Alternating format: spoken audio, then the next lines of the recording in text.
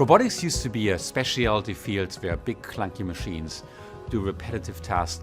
Now robotics is pervasive. We have robotics in space, in toys, in your home.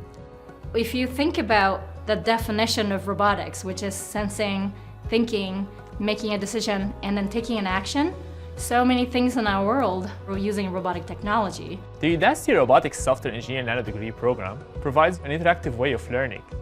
As a student in our program, you will master C++, the robot operating system, and robotics algorithms. These skills are essential to pursue a career in robotics software engineering.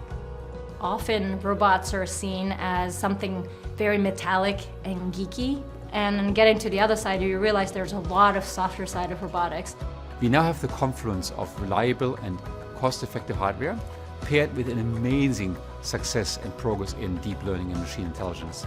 And I predict we're going to have a huge industry in the next 5 years. Students get a chance to build some cool and exciting projects and put together everything you learn in this program to simulate a home service robot that you can build upon and then build your portfolio to showcase for your next employer.